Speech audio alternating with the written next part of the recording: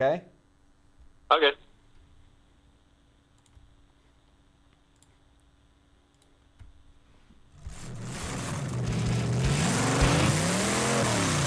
The Crash Course Live is presented by Smash It Demolition Derbies, who host Bash for Cash, Blizzard Bash, and Capital City Carnage. Online at smashitderby.com. And Stirring Dirt Racing, host of Maymania's team show at the Golden Spike Arena in Ogden, Utah. Online at stirringdirtracing.com. Reckless Abandon Derby Apparel and Derby Inc. Magazine.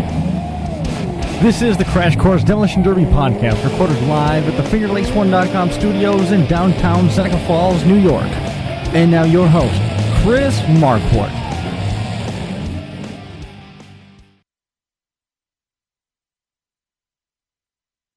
Good afternoon, good evening, and welcome to this edition of the Demolition Derby podcast. Got wrapped up doing too many things there. Episode number 286 on deck. Excited to have you along for the ride tonight. We got Mike Maxton coming on to talk a little bit about his first win in the Limited Weld division. We've also got Paul Cox coming on to talk about what he's got planned here for the mid part of the summer, and then coming up looking into the fall. Then we're going to be talking with Nate Middendorf on the heels of his win over there at Bird Island in the trucks division. So lots to get to. Tons of action while we were gone. Real quick, wanted to mention Wade Farner.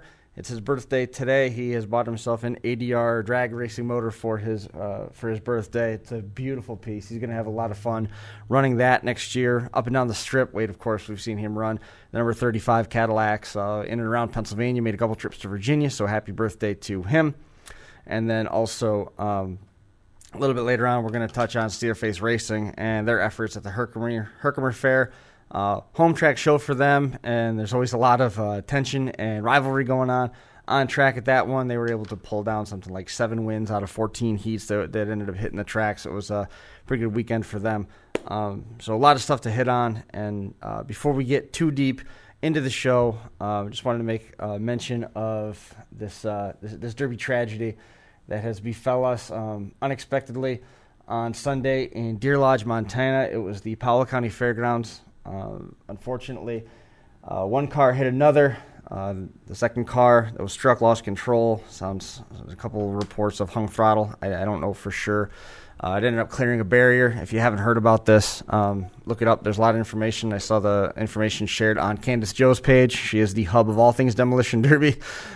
Information-wise, very sad situation. An EMT ended up losing her life, and then a number of fans were injured.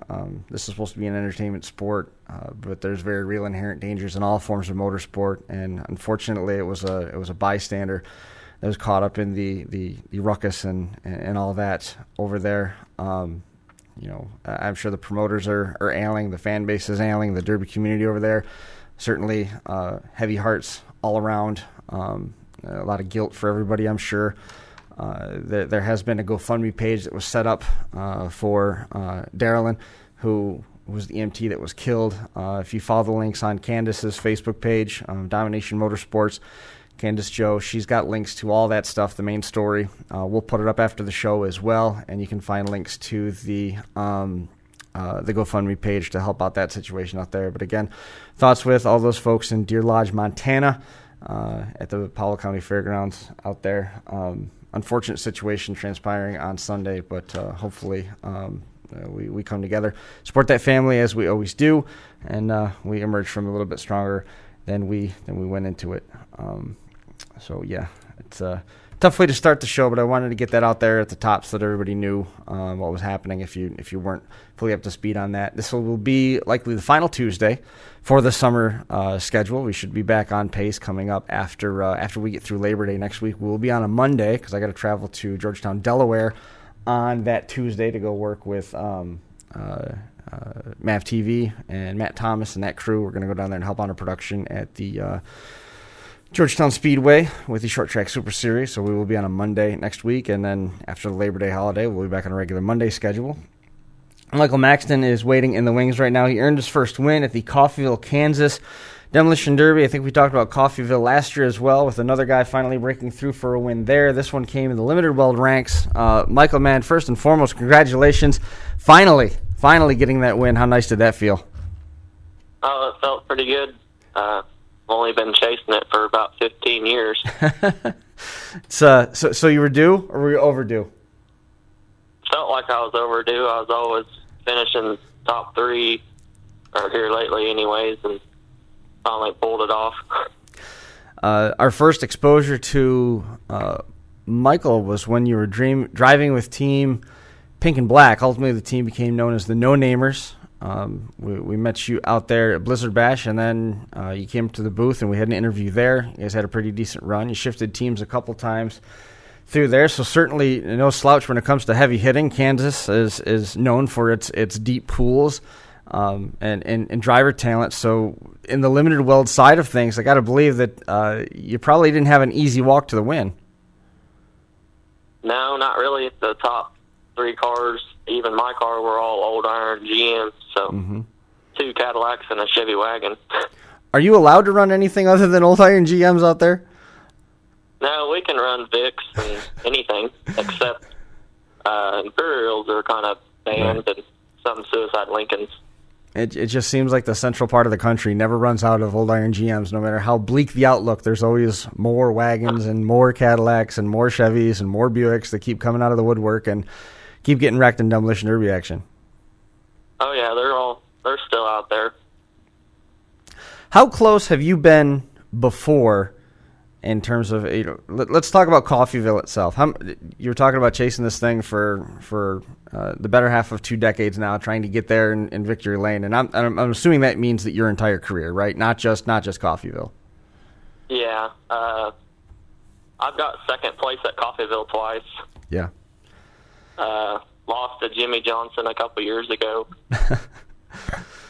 Which is nothing to hang your head about, really. No, and I got Mad Dog also, so I wasn't too disappointed with that. So in terms of Coffeyville and what you've got to look at in terms of your hometown derby, is this a hometown win? My hometown derby is Oswego, Kansas. Okay. The best I ever did over there was 3rd. Right. So, I mean, you had to travel a little bit to get this one, but nonetheless, you finally put it in Victory Lane. Take me through what the day was like, what the car build was like, and what led us up to the point where you're able to finally collect one of those oversized novelty checks. I think it said it was worth $1,600. Yeah. The car actually was an old pre-ran from Blizzard Bash a couple years ago, a 74 Caddy. Okay. And I cut it up, played off, and firewall, chain spindle, stuff like that, because it was an old national side weld car. Sure. And, I mean, the day started out pretty good, except it had been raining here the past 2 days, so I knew it was going to be a muddy mess. Mm-hmm. And pits were pretty muddy. Was your division a one and done, or did you have to contest heats first? It was just a one and done. There was 11 Limited Weld cars altogether. Right. How many of those rolled Blizzard Bash cars? Handful? I don't think any of them were. One ran at Capital City Carnage. Okay. Which is still old 98, I think. Right, which is still heavier than anything that we see out here. You know, the Capital City Carnage build, even though it's described as a Limited Weld, is still heavier than anything we see out here on the East Coast if you put Limited Weld side by side. So certainly a stout entry into itself. I just can't believe the amount of work that you guys are willing to put in to cut your Blizzard Bash cars apart so that you can run them in the Limited Weld classes and take all the plates off and take all the extra add-ons that you could run a Blizzard Bash to go in and compete on the Limited Weld side of things. It's basically building a second car, but you're doing the whole thing with a torch. Yeah, the only bad thing about Blizzard Bash cars around home is there's only like one show to run them at. Right. So you're either stuck running that one show or you cut the thing up so that you have something to run. Right. And it wasn't a big deal to me to cut it up. Because it's been around a while, you're tired of looking at it? Yeah, but it's still runnable. Just needs to pull back down and run it again. So you cut the car up, bring it over. It's a one and done. Sloppy mess in the pits. How was the track? The track was pretty good. We didn't run till later in the Derby. Right. They had already scraped probably 1.5 feet, 2 foot of mud off of it throughout the Derby. We probably got 6 inches of rain or more the past 2 days. Holy cow. So take me through the feature itself. What was the pace like? Was it slow? Was it fast? Were you trying to keep up with everybody else's pace? Were you trying to be a pace setter, so more on the aggressive side? There was a little bit of a rivalry going on with some other guys, and right. I was just kind of trying to stay out of it. Right. Trying to. Usually, I drive pretty hard, but I knew this one would probably be the best chance of winning I had. So I figured I'd try to lay back and, make my hits and wait till the end. Were you able to put any knockout shots on anybody, kind of take advantage of them being occupied with their own rivalry and pick people off here and there?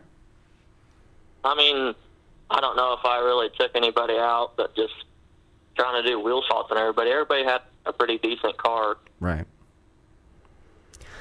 Well, word travels out there, so not only does everybody have a pretty decent car, but they also know how to drive. They know how to drive defensively so that they're protected. So if you get the opportunity to take the wheel shot, you got to do it, then you get it out of town before they get the chance to turn around and return the favor.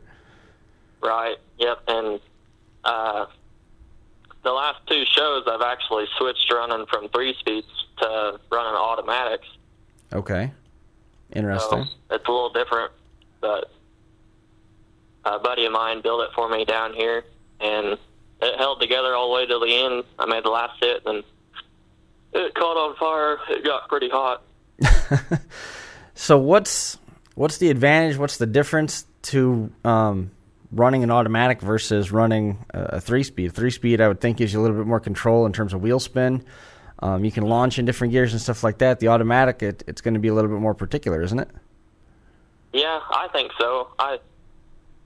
We've had this discussion, me and my buddies, before about automatics are no good and 3-speeds are the best. But I felt like I could shift gears a lot faster in that automatic. The only downfall I see in them is they just build up a lot of heat. Right. Get hot. I was running a air-cooled tranny cooler, but like a 3-speed and even 5-speed, you don't have to have a transmission cooler. Right. And also, I don't know. Just these last few years, I've been, breaking transmission 3-speeds about every run I do. So I was trying to change it up, find something that's going to work. So are you picking a gear and holding it in gear using the automatic, or are you picking a launch gear, taking off, and then letting it shift on its own? This one actually, they ground down the governor. Okay. So whatever gear I put, it's pretty much a full manual. Okay. I just drop it down all the way in first. He told me, he's like, if it starts wrapping out too much, just try to shift it in the second. But, everything's going so fast out there, you don't even think about trying to shift. Right. Unless you're Mike Brown. Mike Brown, we watched him on an in-car camera one time shift all the way up to like 4th gear. But that's a different story. A different story for a different time, right? Oh, yeah, that'd be pretty wild, shifting a 5-speed. So at what point did it seem like that this was finally going to be your night? Did you have that feeling when you pulled in the pits, you just thought, hey, there's something's different about today? Or was there a particular point in the feature when you're all out there and the smoke's starting to clear and the steam's starting to blow off that, maybe you got a shot at this thing? Yeah, it got down to the heat lasted 33 minutes. And with 11 cars. It was a long heat. Felt like forever out there. But it got down to the 3 of us, and we ran another 17 minutes before it was over, and so it never felt like it was going to end. Right. And the 3rd place car, he was smoking pretty good. I think it was his tranny finally went out. But after he went out, I felt like it was right there at my grasp. So you said on your last shot the transmission went out, caught on fire. Did it just overheat and push everything out? I hit the last guy, made my last hit, then I backed up, and then I tried to hit him again, just getting excited, and hold it in first and just hammer down on it, and it just was a smoke show, and I shut it off, and about that time it just caught fire. How close was that to your feet and your legs? It seemed pretty close. I would think. I couldn't really see in the car. It was just all white smoke, and then all of a sudden it was all red in there. How's the automatic work with a cable shift? I mean, being a Blizzard Bash car, I'm assuming that you didn't take any of that type of stuff out. It's not like you ran an old trunk spring down to the floor and make your own shifter going through the floorboards.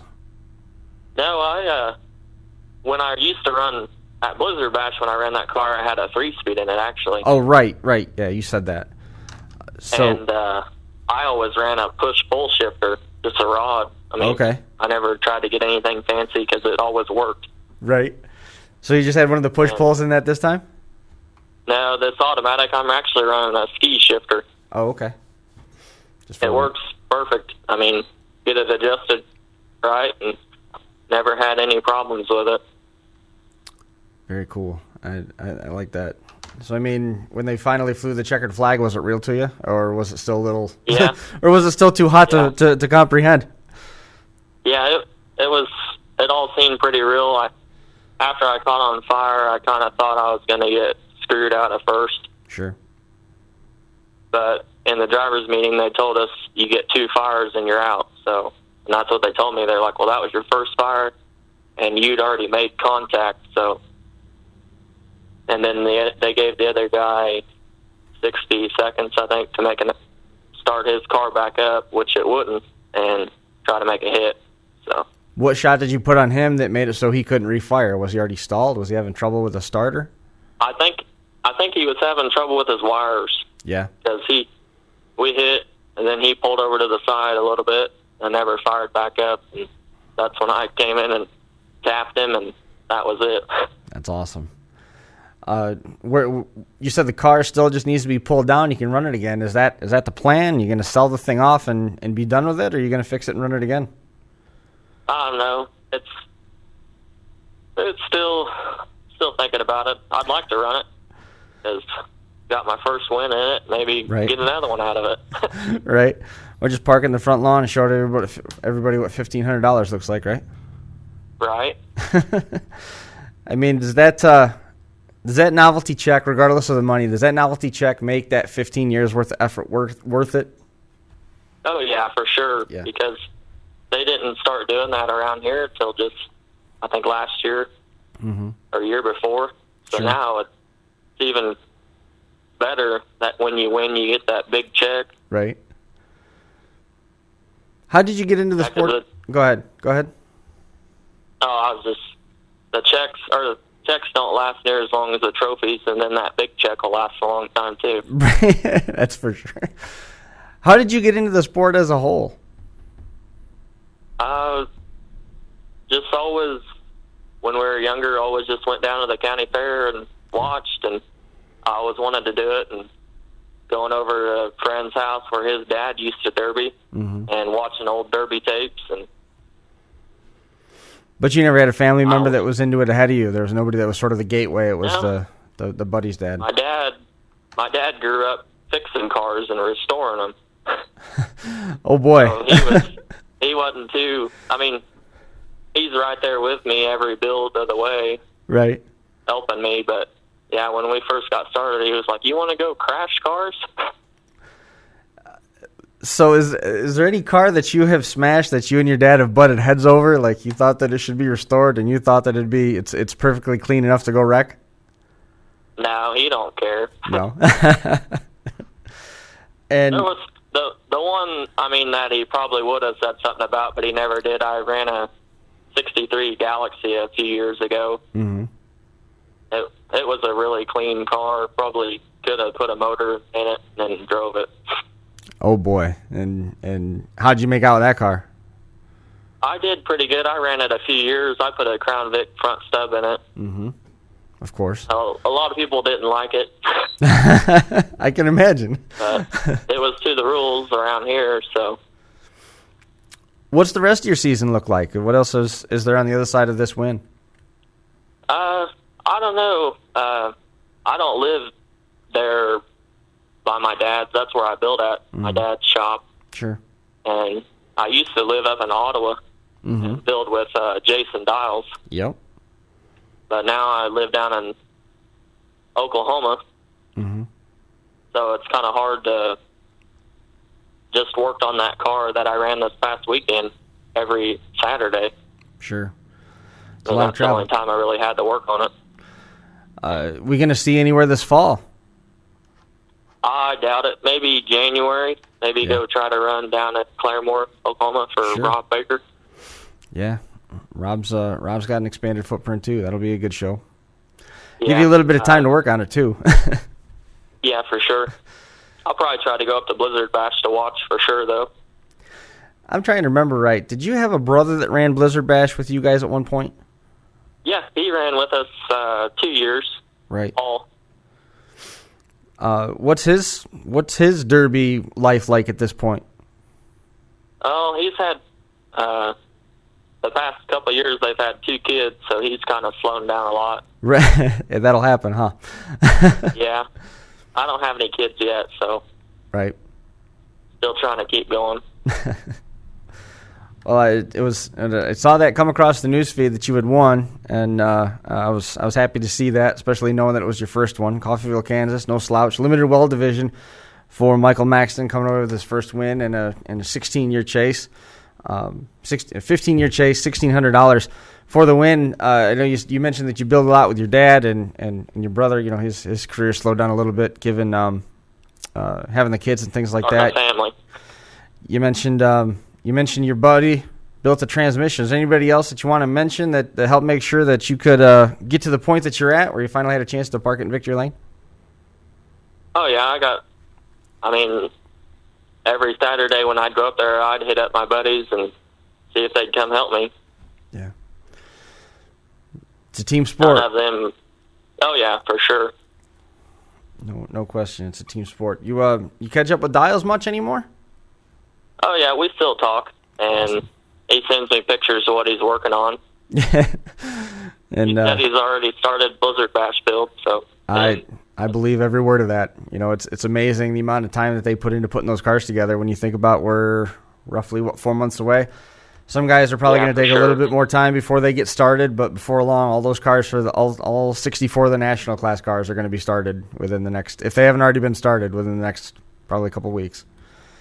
Right. You get much past Labor Day, you're going to be behind the 8 ball for sure. Yeah, when I was building with him, we'd try to start, middle of August. Right. You got a lot of cars left at home? Yeah, I got quite a few. Well, it sounds like we're going to be talking to you more. I usually don't sell them. Right. If you don't sell them, you'll never get beat by them, right? Right. Well, they always say the first one's the hardest. So now hopefully we'll be talking to you again in the not-too-distant future, talking about wins 2 and 3, and hopefully this pace keeps up. And if nothing else, we'll probably see you in November down at Blizzard Bash, and we can talk a little bit more about that build going on for Baker's show in January. Right on. Sounds good. Michael, man, I appreciate you coming on the show and hanging out with us for a little while. It was good to talk to you, and congratulations on the win, man. Thanks. Thanks for the opportunity, too. For sure. We'll talk soon. Bye. See you now. A couple thoughts from Michael Maxton regarding his win over there in Coffeyville, Kansas in the Limited Weld division.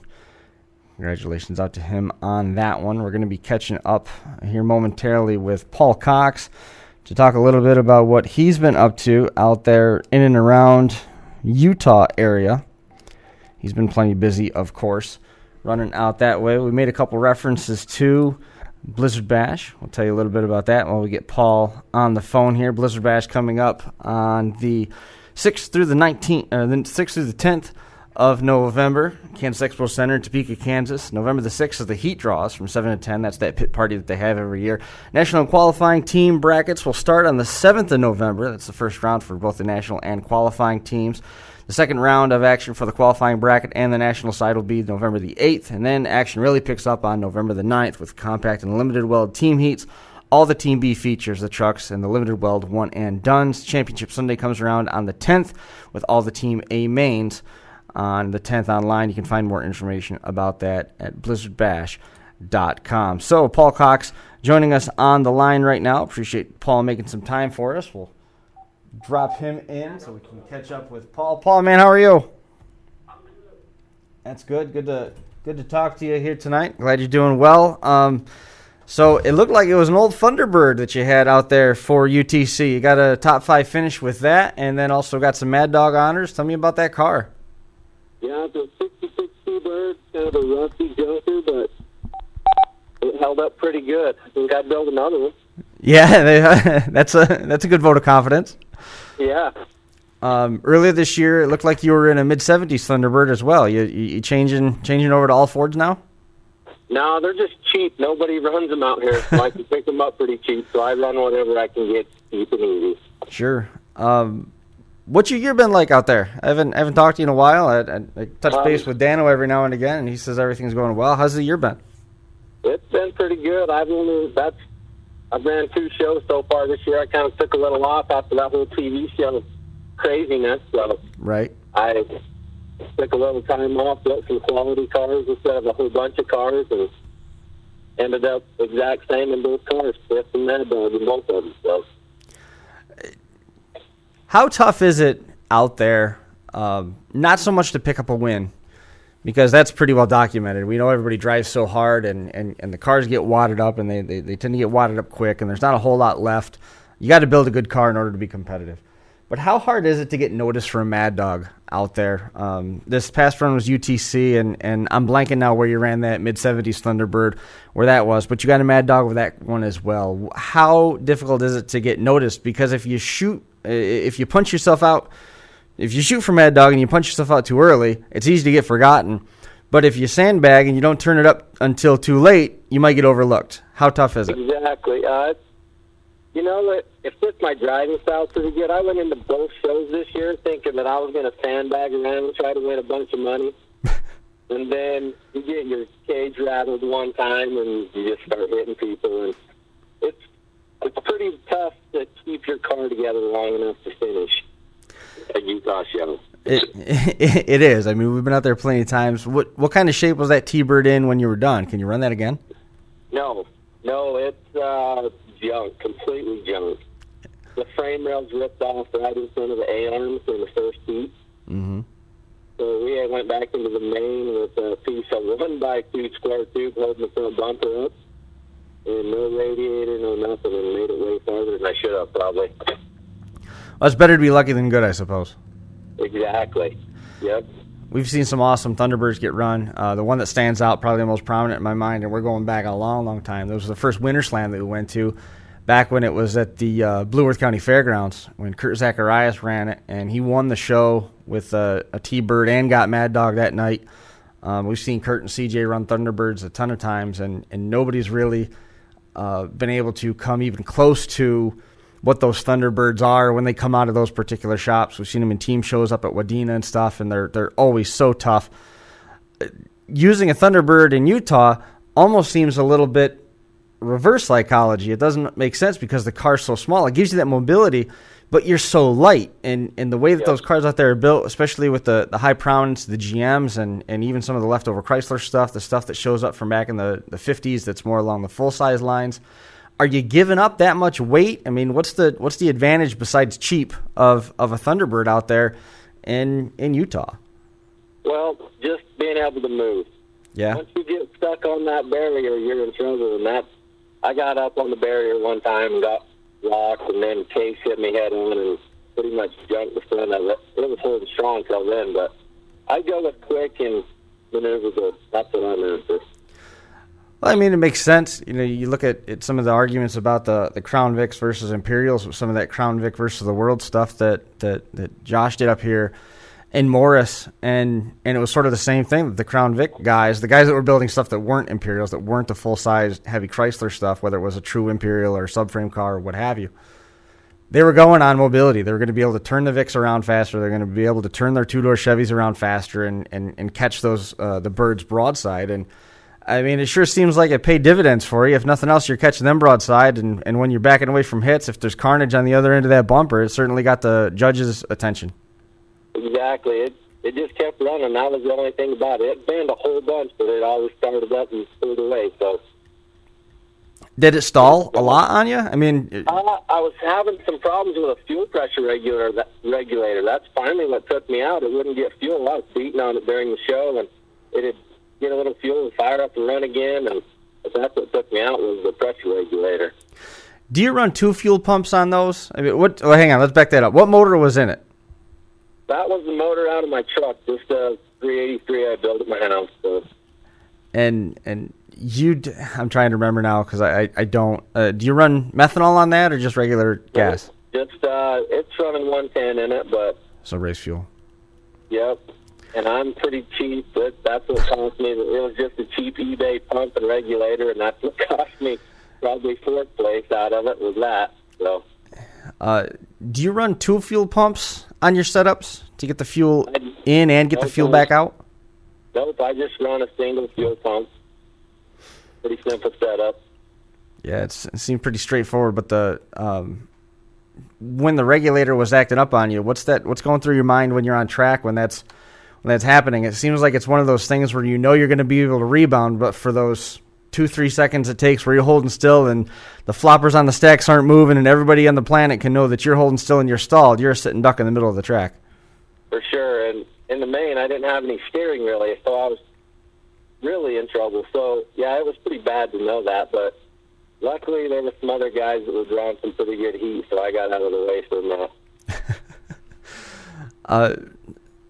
Did at any point, you alluded to the fact that you got your cage rattled and it took you out of that whole I'm going to win tonight mindset into I'm going to go win a Mad Dog Award tonight, change gears and force that shift again. Was there any point where, as the feature wore on, before you got to the point where the switch had flipped, where you thought maybe you still had a shot at winning it?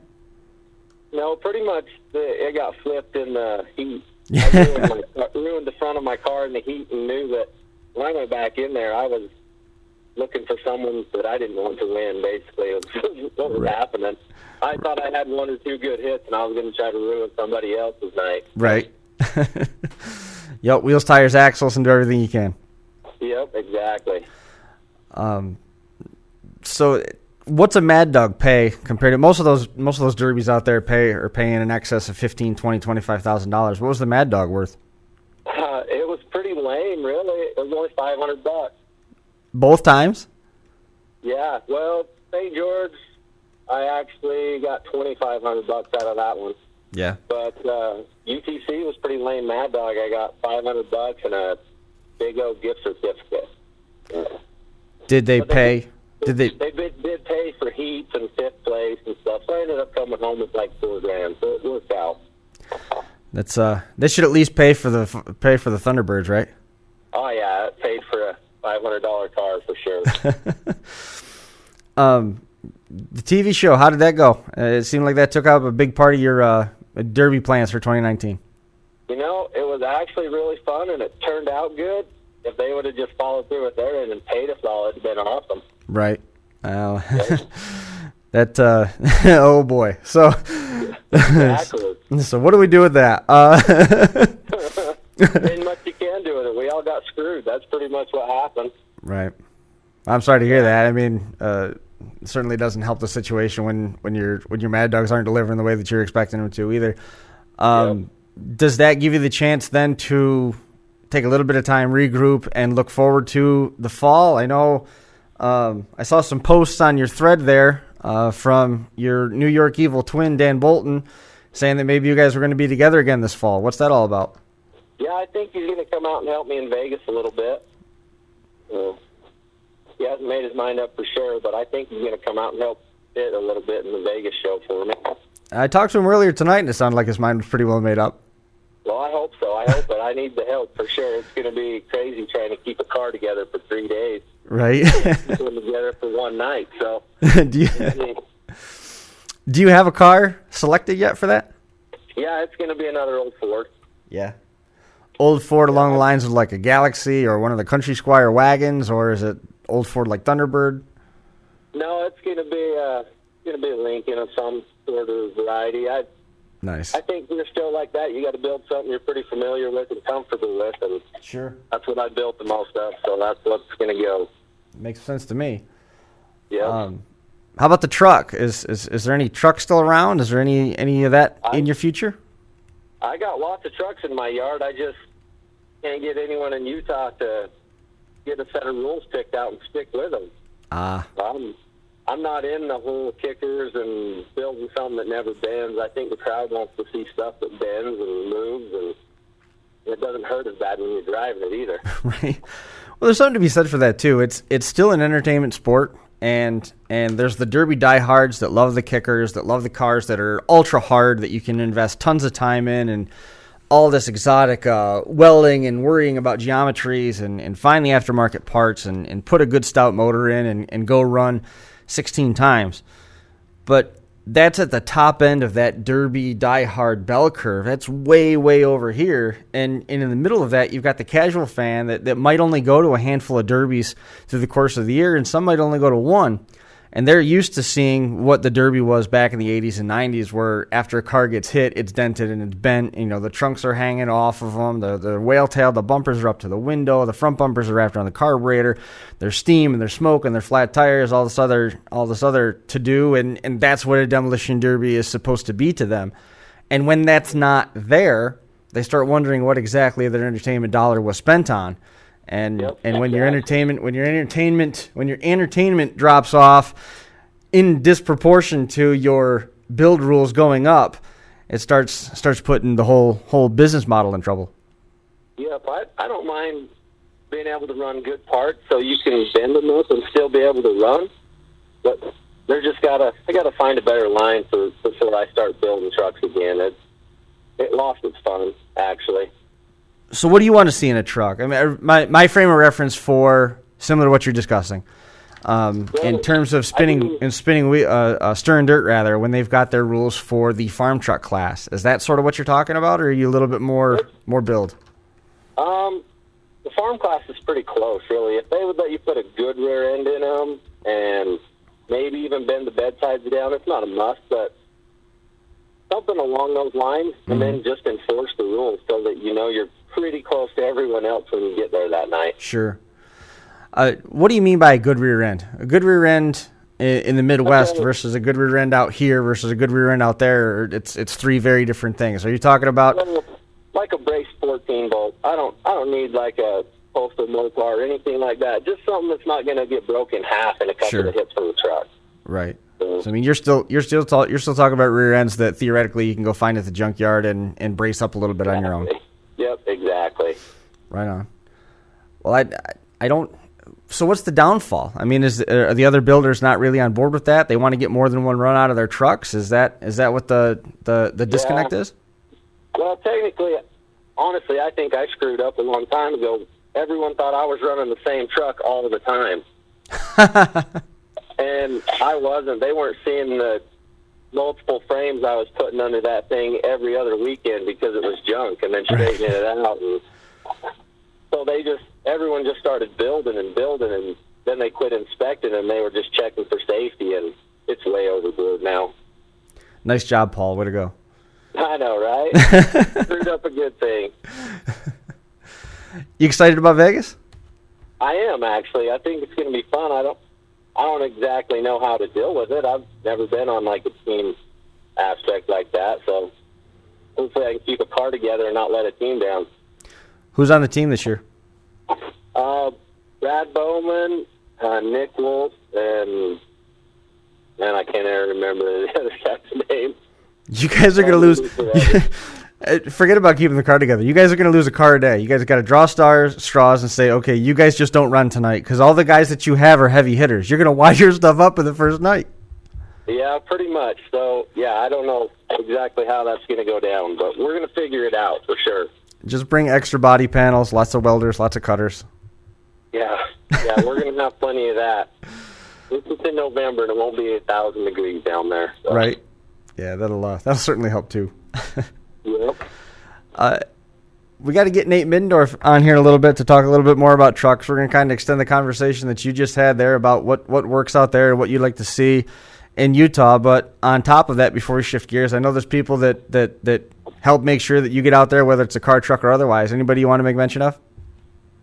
Just my boys this year. That's pretty much all that's been in the shop with me, my two boys, and they've pretty much welded the entire outer seams of both of my cars, and they made it possible this year. Awesome. It sounds pretty good. Yep. How long before they're in cars, right? they're running mini cars already. So yeah. one of them's going to get a junk one this year, and one's still figure 8 racing. So Nice. Well, enjoy that time and keep in touch as he gets closer to Las Vegas. Let us know how it goes. And if you end up doing a pop-up show any place, let us know how you make out. Okay, sounds good. Will do. Paul, always good to talk to you, man. Thanks for coming on. All right. We'll see you. Bye. See you now. Paul Cox. We got Nate Middendorf coming up here in just a minute. But before we do that, we do need to hit on one order of business here. We're going to get all this stuff out of the way. Because Smash It Demolition... Take two. Smash It Demolition Derbies. They've got a couple Demolition Derby events coming up here in and around Ohio. Once again, their season continuing to press on. The gauntlet that they do every year. Moving towards its conclusion as we get closer to September the 1st. Online, SmashItDerby.com has a full schedule. August the 21st, which is tomorrow. They do have a derby tonight. Tomorrow is the Portage County Fair in Randolph, Ohio. 7 o'clock start time there. Smash It Leaf class, the mini cars, the full-size trucks, youth class, and the Power Wheels on deck at Portage County. On the 24th of August, it's Dark County Fair in Greenville, Ohio. 7 o'clock start.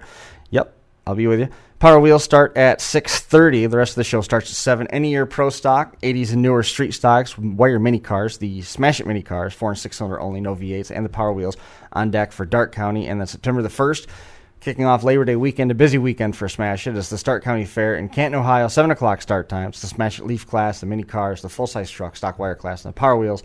Additional upcoming events available online at SmashItDerby.com. Nate Middendorf on the phone. Nate?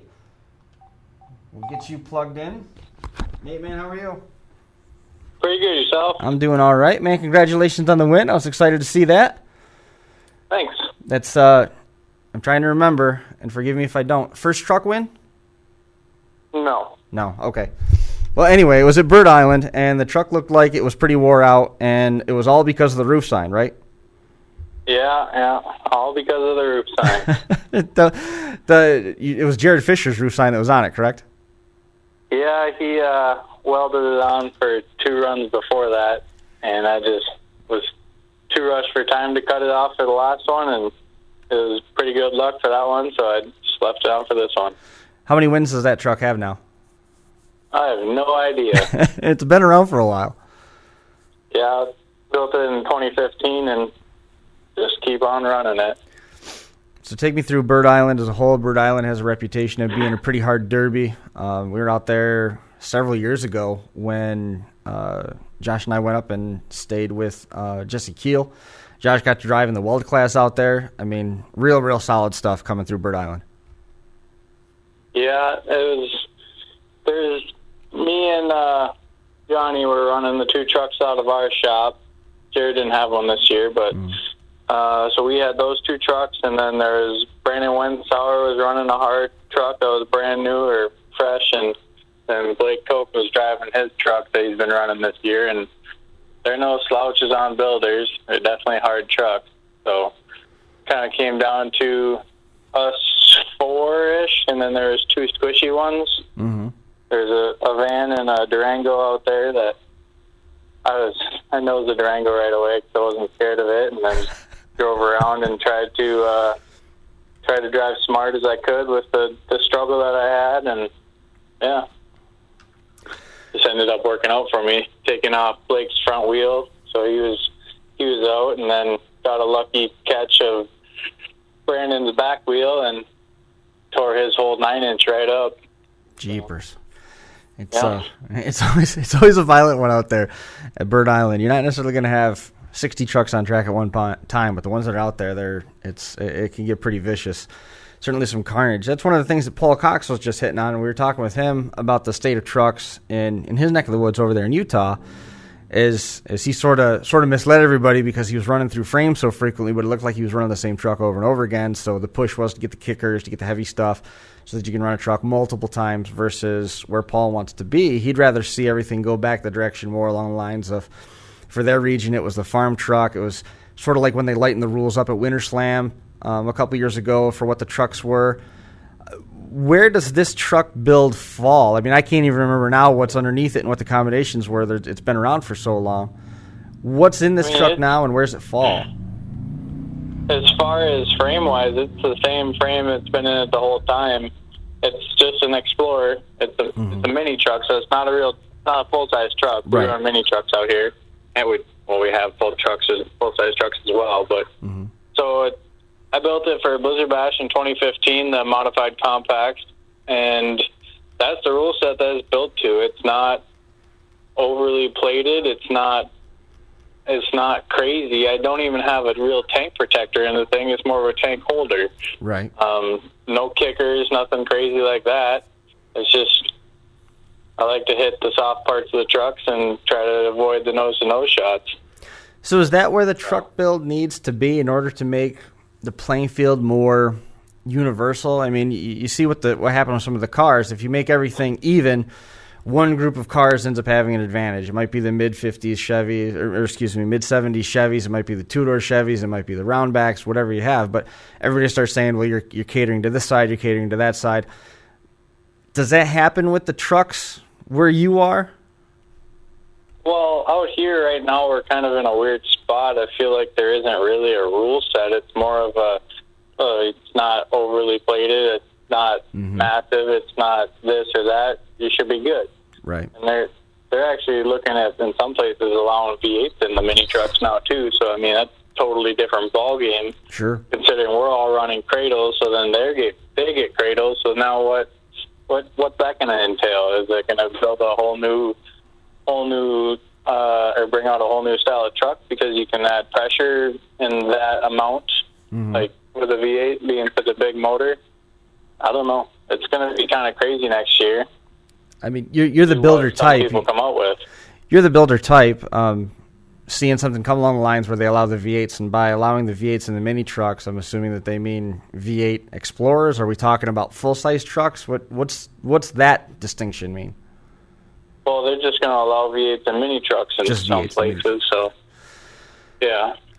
So I mean, you coming back to you're sort of the builder type. You like to get into a build and make it as strong as possible. Would you prefer something that was more advertised as a tank holder and put a good rear end underneath it and let you go crazy and you're blowing through a couple trucks a year? Or do you want something that's a little bit beefier that lets you swap a rear end but also put a cradle in it and start toying a little bit with pressures? I mean, I like the fact that I haven't had to rebuild a truck in 4 years now, 3 years now. Right? It's nice, but I don't know. I don't want to end up with the 10,000-pound mini truck out there that's, plated front to back, and then you have kickers here and kickers there, and you get, it just turns into a modified, right, I don't know, tank class. It's just sure. It's nuts. At least now you still have, I don't feel my truck is overbuilt at all, but I know I can take anything that's out there that is stock. I don't know. It's just, I don't think that, I think if you get too crazy with it, then you're not going to have those guys trying to class out, and you kind of need that. Yep. I don't know.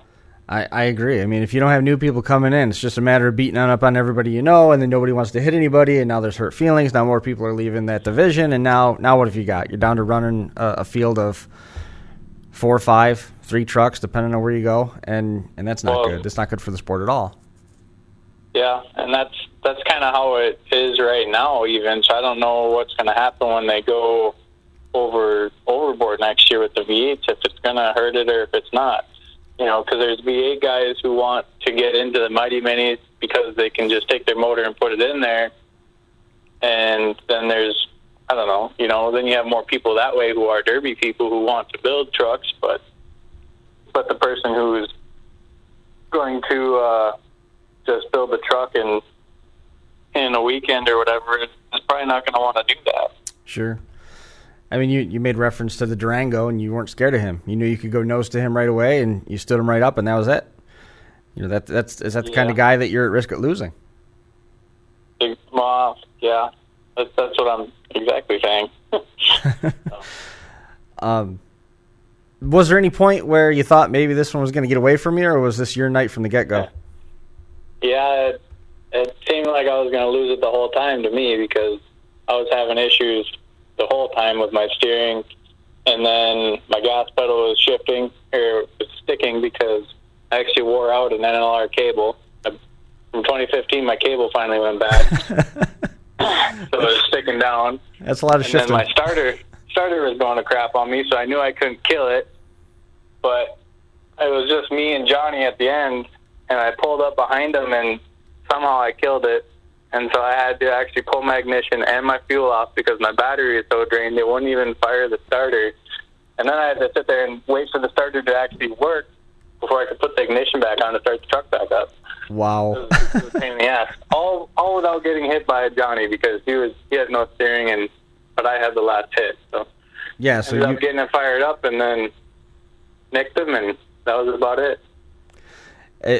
It sounds like you had about 60 seconds to play with him not having any steering. Yeah, it was about that, yeah. He went back and forth a couple times, I think, and that was about it. Well, I'm happy you got that win. What else does the year hold for you? I mean, we're only for you. We're only about halfway through the Derby season because you run just about year round. It seems like it now, doesn't it?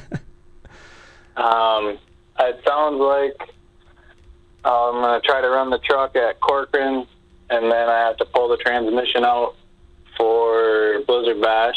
We're starting on cutting up the cars now so that we can start working on the Blizzard Bash cars. Mm-hmm. And so we'll do that, and then I have to come back and either run my Blizzard Bash Camaro again in Nebraska with Scott Mulder, or I have to build a new car. So we're going to do the Kearney, Nebraska team show. Okay. And that's after Blizzard Bash? Yeah, it's in February. Oh, okay. Kind of like the next build. Gotcha. We're looking way in the future. You said you're cutting cars up. You've got the car that you had at Capital City Carnage, which was previously a car that's seen a couple tours of duty. Is that the car that's getting cut up in order to feed the Blizzard Bash ride this year? Yeah, it's getting cut up. It's a little disappointing to hear. I thought that still had 6 or 7 runs in it. It could easily get ran again, but I need the metal. Sure. I get it. So we're talking like tank protector, equipment, motor too, or no? The motor's at the builder right now. Yeah. Is this transmission going to get gone through once more? The transmission is going to just get put right on the motor. Yeah. It's running good, shifting good, no issues, so. What transmission is that? Take it out of the brace and check it out, but that'll be about it. What transmission is that now? The 4.3 speed. Gotcha. I'm not fancy. No. What works. That's 100% true. Team intact then for Blizzard Bash, it sounds? What was that? Is the team staying intact then for Blizzard Bash by the sounds of things? Yeah. Yeah, all 4 of us are coming back. We felt we had a couple issues. We got them ironed out, and we're gonna go for it this year. So, if anything, could you learn anything from what the Capital City Carnage car did that will give you anything to apply to the build at Blizzard Bash? Not a whole lot. I mean, you saw it. I drove the car off the trailer. I drove it onto the trailer. It wasn't junk. No, not at all. The only thing is that it made me want to modify my cradle a little bit, but other than that, it's just keep kind of doing what we're doing and just make things a little more reliable. Well, that's closer to the vein that I was shooting for with that. Is I'm not so much questioning the way that you put the car together, not questioning the durability of the car in any way. I mean, that's been demonstrated time and time again. I've seen you run probably close to a dozen times now at different places around the United States. The durability isn't the question, but you said that there was some problems that you think you got some solutions for, and I was wondering if there's anything that you're able to hit on without getting overly specific, because if you say yes, I'll get specific then. If there's anything that you're able to test out or solve, either at Capital City Carnage with the same car or by running throughout the summer. The only thing that really solidified Capital was that I liked the front tires I ran. I remember that conversation. Yeah. So, I mean, the they worked out for me. I think they're ugly, but ugly works. So we're going to run ugly. If it was a beauty pageant, it'd be a car show, not a demolition derby, right? Yeah, exactly. But, yeah, other than that, it's get a little bit more bolder with some of pushing the gray areas on things, trying some different things. It's just, now that we know the rule set, we know the inspector, it shouldn't be, I mean, we drive 8 hours away. We're not going to come there with plated frames or blended frames or whatever is going on with cars. Right. I'm not going to play that game because I'm driving at 8 hours. I am going to run that car there. Right. So, I get it. I understand that. I think it's really cool that you're going to be teaming up to run that Nebraska show. I mean, we're looking, several months away now, but teaming up with Scott Muller, that's cool. Yeah, it should be a good time. So he was messaging me today talking about the cars we're going to run, and I was like, come on now, we got Blizzard Bash first, and then we can work on this, Right on. Yeah, okay. It never stops. It never stops. No, it's all day long what's going on in my mind. Sitting there at work, I'm a designer from Scientific, and I got all sorts of crap just running through my mind as I'm working. And just in there, I have to stop myself. Oh, this is work time. Like, the best can wait, derby can wait. Gotta keep going. Right. That's awesome. Yeah. Anybody that you want to make mention of? I know you mentioned that NLR shifter held up for you for 4 years. That was pretty cool to hear. And I anticipate you probably got some of Mike's equipment on those rides coming up. Yeah, I got basically all my drivetrain is protected by their equipment. My axle I built myself. Hanson driver or slider shafts. I don't have any John Muse stuff in my Blizzard Bash car other than some ball joints, but yeah, there's a lot of money in that thing. Yeah, that's for sure. But it certainly would make for some interesting off-season conversation if you guys could knock off the compact Cadillacs, then have to go team with them a few months later. Yeah, that was something I was thinking about the other day. I was like, what if we draw Scott and Kevin and Shay and Ben? I was telling Jared, I was like, I'm going to walk right up to Scott. I'm going to tell him, it's a real shame I'm going to have to junk my car on you, but we'll see what happens. Right. We'll be watching that draw with interest as it gets closer, and certainly the rest of your runs here with the truck this season. We wish you the best of luck. Keep in touch on how that goes, and be safe building those cars, and we look forward to seeing you in November, if not before. Sounds good. Nate, always good to talk to you, man. Congratulations on the win. Yep, have a good one. You too. We'll see you later. Bye. Getting to the top of the hour here on episode number 286. Once again, we're going to be back on the air next Monday, preceding the trek back down to Georgetown, Delaware for one of the short track Super Series events. That's a circle track. It's racing. Perhaps some of you follow that as well. That'll be on the air. Dirt Track Digest TV going to be working on that one along with MAV TV. So hopefully we'll see Brian back in here. This is a tough time of year for him with football. It's all chaotic, his schedule. So flying solo this evening, but looks like we were able to pretty sufficiently cover all of our bases. Once again, See Your Face Racing, what an effort they did. Hometown fair for them. They met up at Pop's place as tradition.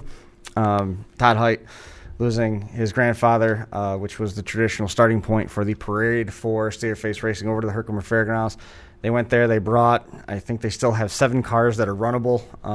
So I think in total they might have brought something like 14 vehicles over there with the trucks and the team show.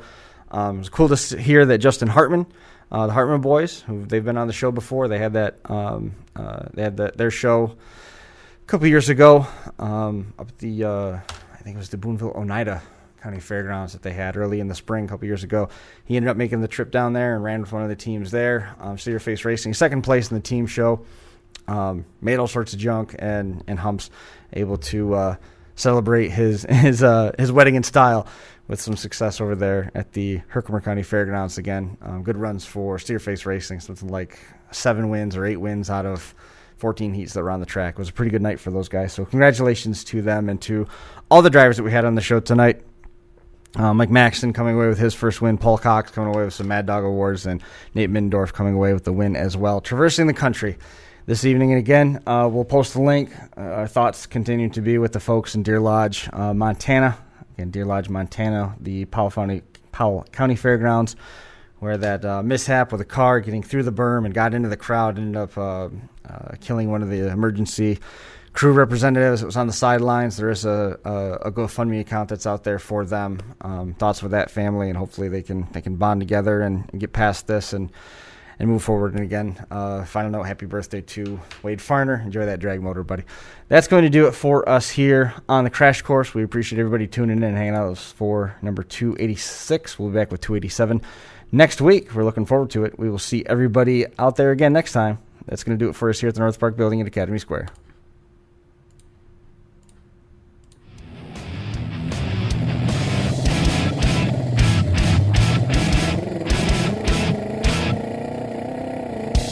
Crash Course Live is presented by Smash It Demolition Derby, who host Bash for Cash, Blizzard Bash, and Capital City Carnage. Online at smashitderby.com.